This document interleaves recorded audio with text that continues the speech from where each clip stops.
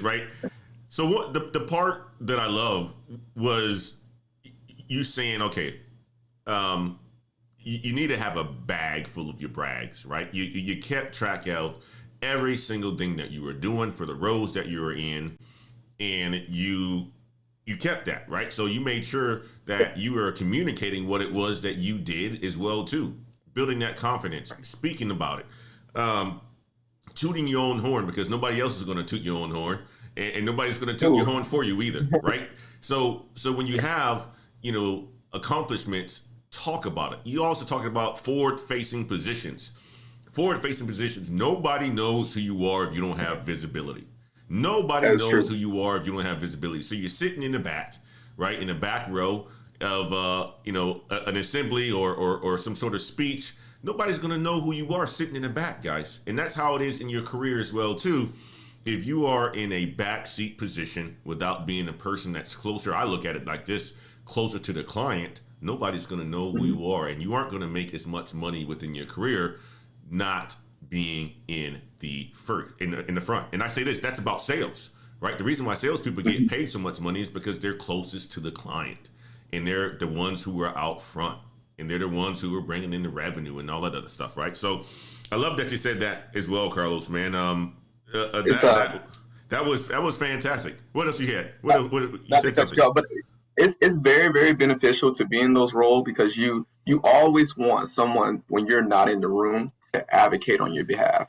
Like when you go into these spaces, like you want someone to literally, when the opportunity presents itself, you want to be like, wait, I know this person, I know this guy, I know this gal, and they are crushing. They're a great person. Listen, I know they won't be a risk to us. Like, 'cause a lot of times with myself, my age was like a big determining factor. Like working in federal government, like I was the youngest one in like tech ops in my center. I was 26, 27, and I'm a GS12. They were just like, man, this guy's a kid.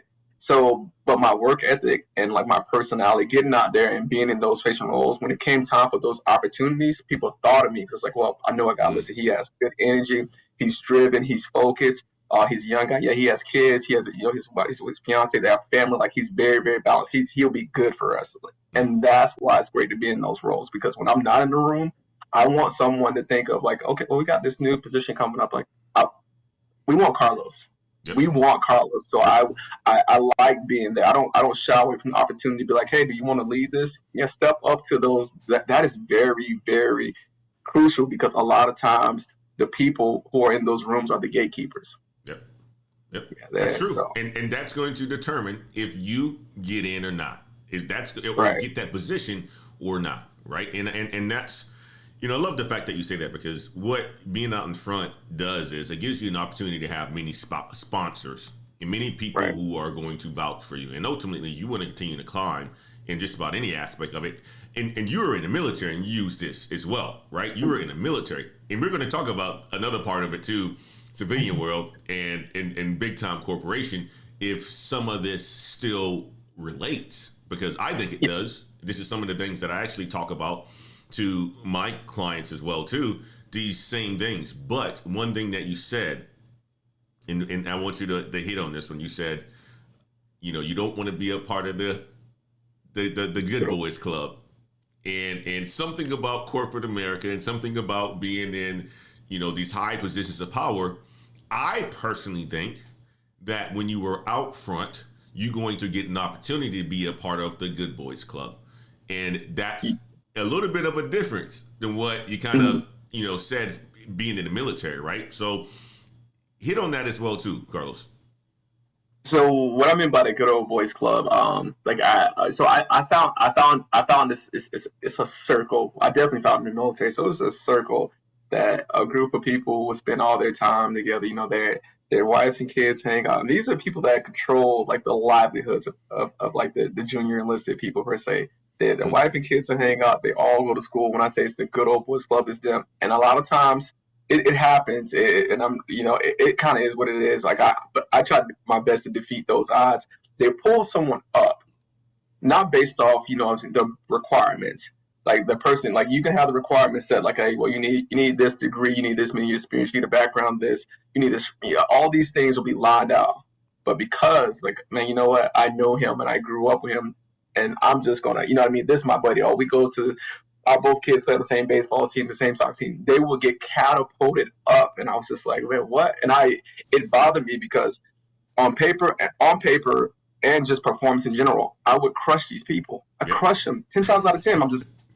But it's based off, oh, well, hey, well, we live in the same neighborhood and this right here. And I always felt like an outsider working in IT. I was one of few African American people in general, definitely males. So in the full shop, I wasn't, and I'm not into certain things. I like what I like. Like I said, I like being Carlos, and me being Carlos, it looks a little different to a lot of people. You'll see me in a suit one day, and you'll see me in t-shirt, gym shorts, or sweatpants, and some Jordans one day, or maybe you see me in some Timbs and a thermal next day.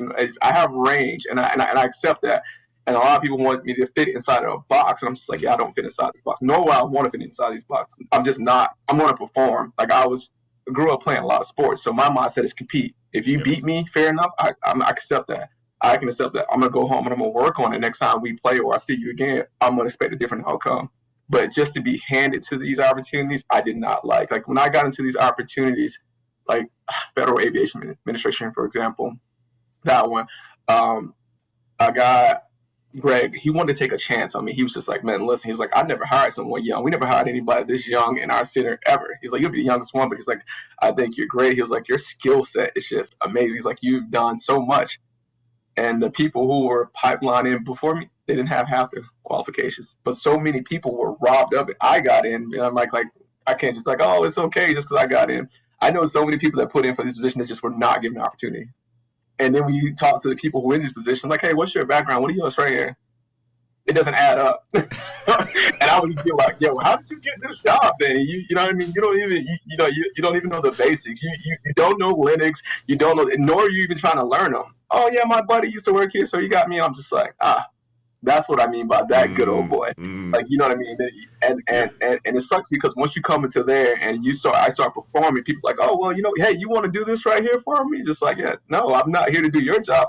If I didn't do your job, I need your job. You know what I mean? Like, these are people who are 13s and 14s just in these positions. I was just like, yeah, I'm not playing these games.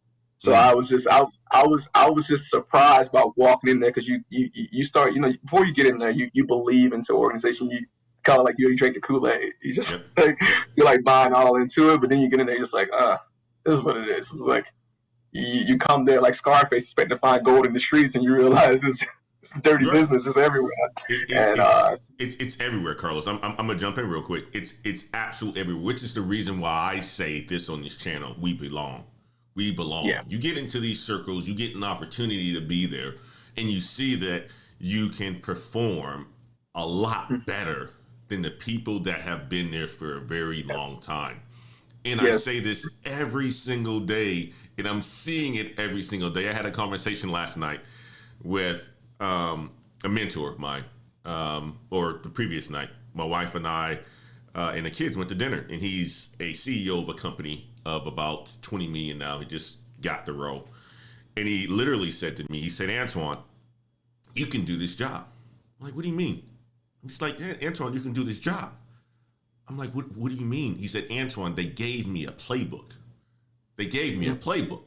Like, it's a playbook that he has to run in order for it and hit these levers. Don't get me wrong. He still has to execute, but it's a playbook that they give him.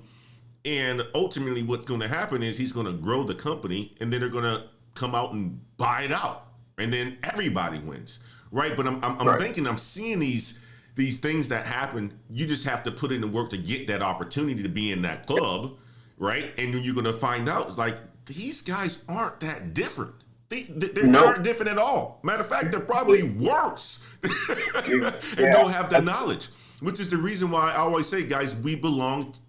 Get a chair, go sit down at the table, go make sure that you get an opportunity to sit at the table. And the only way you're going to get a seat at the table is pulling your chair up to the chair, saying you belong, making sure you have the skills and so forth in order for you to deliver. That's it. That's as simple as that. And being, having really good soft skills. At the end of the day, having really good soft skills to be able to work with other individuals. But guys, you belong at the table, man. You belong at the table. These guys who are making all this money, millions of dollars a year, They put their pants on the same exact way, have the same social challenges, don't have as many skills, aren't as diverse and dynamic. We just got to make sure that we are heading towards that direction. And once we're there, we can help to change that. So where Carlos talked about, hey, he's dynamic in how he dresses. Well, if you're in that club and you show that you can be a high performer and dynamic on everything from wearing a suit one day to wearing Timbs and Jordans the next day, that becomes the culture of everybody. And it influences others to be dynamic as well too.